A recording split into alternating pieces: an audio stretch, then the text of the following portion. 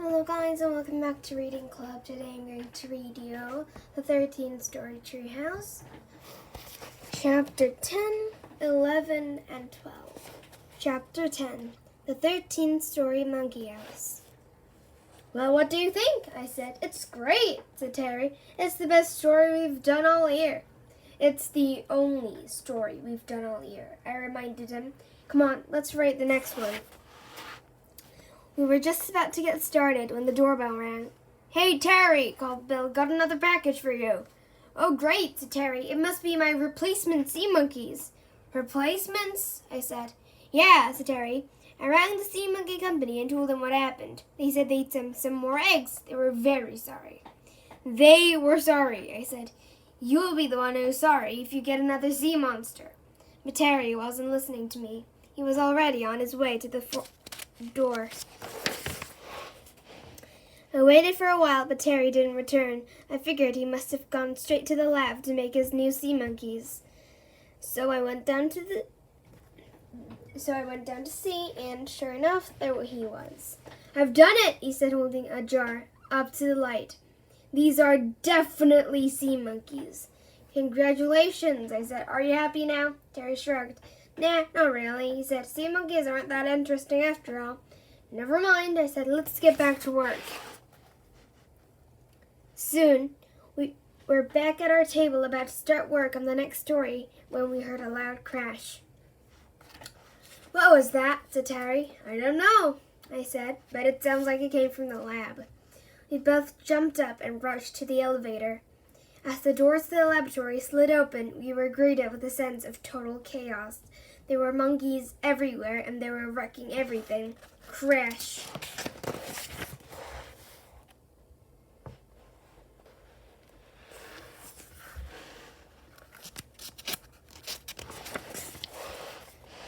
They were swinging and leaping and chasing each other all over the laboratory. The noise was deafening.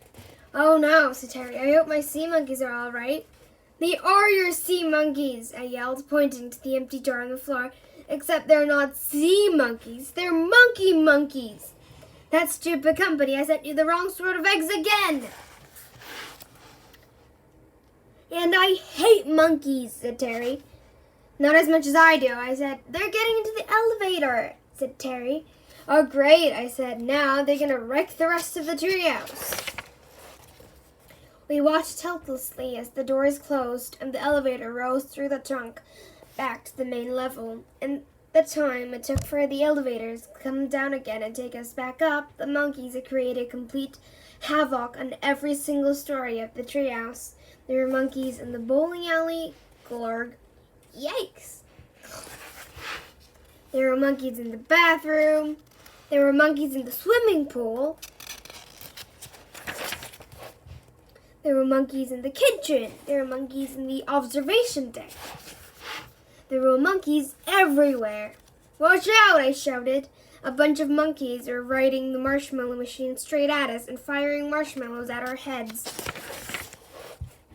At the same time, another bunch of monkeys were swinging towards us on a vine. Duck, I yelled. We bobbed down. The monkeys on the vine collided with the monkeys on the marshmallow machine. Monkeys and marshmallows and bits of the marshmallow machine went flying in all directions. But the collision didn't seem to bother them a bit. They picked themselves up again and began pelting us with everything they could get their dirty little monkey paws on. What are we going to do, Andy? Said Terry. Definitely not order any more sea monkeys, I said. Yeah, but before that, said Terry. Whack them with a giant banana, I suggested. It's just there. I pointed to where it was lying on the floor near Terry. But he said two wrongs don't make a right, said Terry. They do, and there are monkeys involved, I said.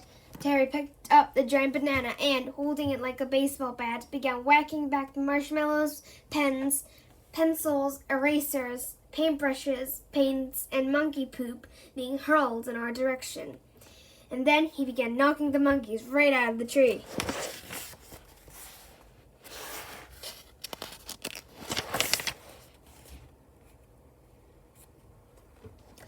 But then the strangest thing happened. As fast as Terry could knock the monkeys out of the tree, they climbed back up again, but not to continue their crazy rampage. It was simply to sit and watch him, or more to the point, to watch the giant banana. As Terry swung, more and more monkeys came to sit quietly in front of him. "Why are they just sitting there?" said Terry. "They seem to really like the banana." I said, "Just keep waving slowly back and forth. I think you're hypnotizing them." Sure enough, Terry soon had the entire gang of monkeys under the spell of the giant banana. "What do I do now?" he said. "Lead them up to the top of the tree," I said, "and put them in the giant catapult." "Of course," said Terry. "Why didn't I think of that?" "You did, actually," I reminded him.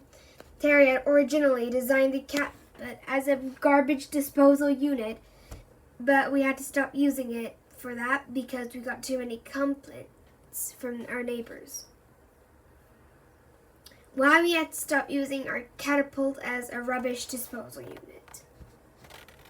Splat. Oh. For a while, we used to play tricks on each other. "Sweet dreams, Terry. Spring and flying. I love flying dreams." But these days, we mostly use it for getting rid of unwanted guests. In this case, monkeys. I followed Terry as he led the monkeys up to the top of the tree and helped him load them into the catapult. "You better get the giant banana on board too," I said, "just in case they come back looking for it." "Done," said Terry, strapping the banana to the mesmerized monkeys. "All right," I said, "prepare to launch." The enormous arm of the catapult hurled the monkeys and the giant banana up. Fling!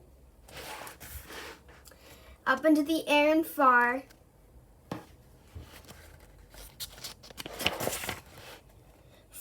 away. Beware, giant ape. "We did it," said Terry. "Yeah," I said. "Now we can get back to finishing our book." Chapter 11, The Giant Gorilla. But before we could get back to finishing our book, we had to clean up the mess the monkeys had made. Finally, after about 1,000 million trillion gazillion years, we had everything back to normal and were ready to start work again. I had just finished writing the words "once upon another time," and Terry had just finished pointing out that I had misspelled "upon" again when the table began shaking. "Quit shaking the table," I said. "I'm not shaking the table," said Terry. "I thought you were shaking the table." "I'm not shaking the table," I said as the treehouse began to swing. "Quit swaying the treehouse," said Terry. "I'm not swaying the treehouse," I said. "I thought you were swaying the treehouse." "It's not me," said Terry. "I think it's the giant gorilla down there." "But why would a giant gorilla be shaking our tree?" I said. "Beats me," said Terry. "It's not like it's a banana tree." "Of course," I said. "That said, to the gorilla, it is a banana tree. A giant banana tree." "Huh?" said Terry. "Isn't it obvious?" I said. "The giant banana we catapulted must have landed on a distant tropical island where the giant gorilla lives. And he found the giant banana and ate it. Banana. I loved it so much that it made a boat out of the giant banana peel.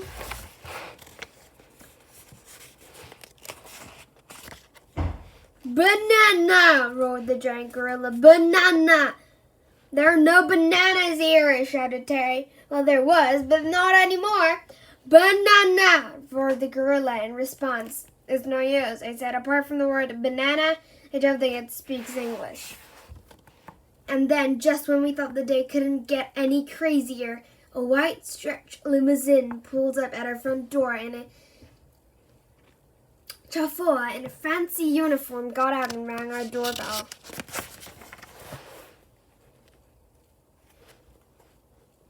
"We're up here," I called down to him. "Which one of you is Terry?" he said. "Me," said Terry. "Well," said the chauffeur, "I'm very pleased to inform you that you have won first prize in the Barky the Barking Dog drawing competition with your drawing of Barky at the beach. Barky the Barking Dog at the beach." "Wow, that's so exciting," said Terry. "What do I win?" You get to meet Barky, said the chauffeur. When? Said Terry. Right now, said the chauffeur, opening the back door of the limousine. This is great, said Terry. Barky's here. Not only do I get to meet him, but he can save us in the treehouse.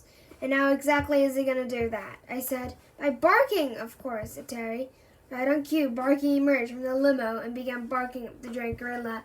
He barked and barked, bark, bark, bark, bark, and bark, bark.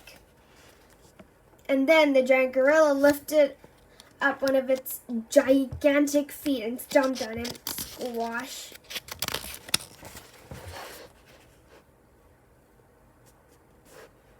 We watched as the chauffeur scooped Barky up and carried him to the limo.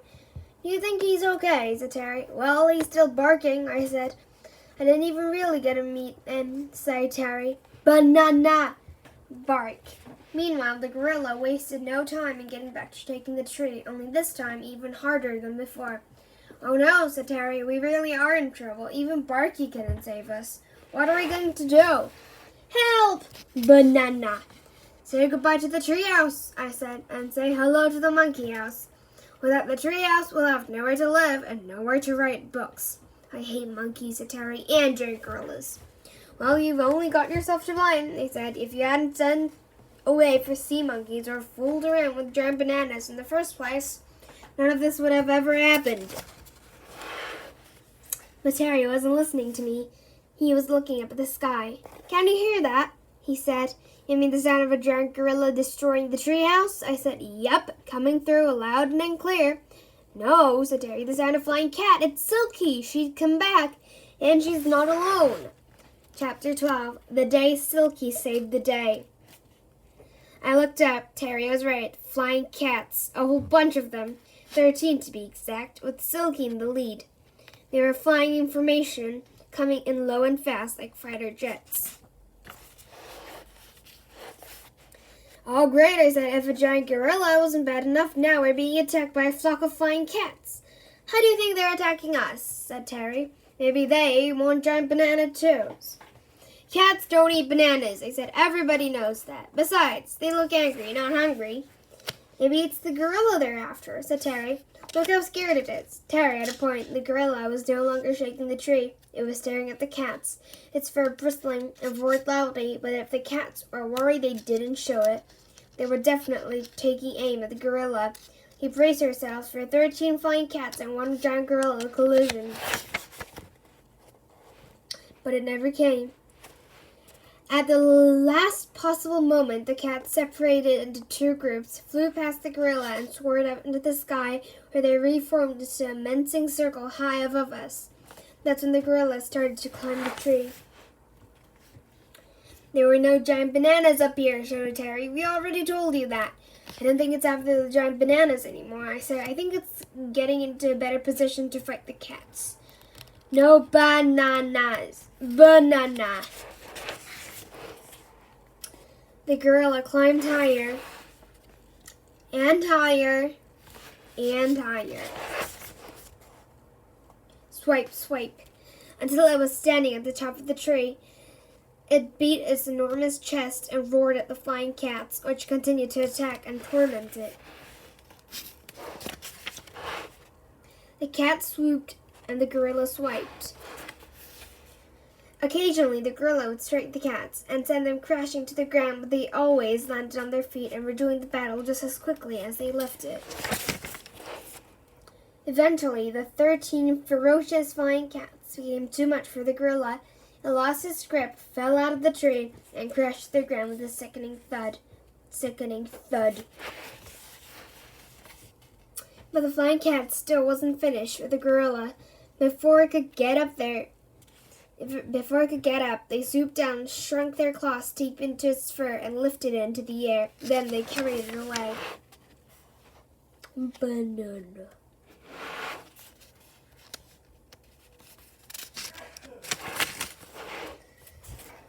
Well, it looks like Silky and her pals saved the day, said Terry. If I hadn't turned her into a flying cat, the treehouse would have been destroyed for sure.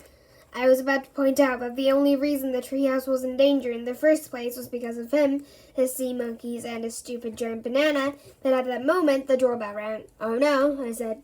"Not more sea monkeys, Terry." "How could you?" But Terry didn't answer. He was already gone. If you like this video, please subscribe. Reading Club.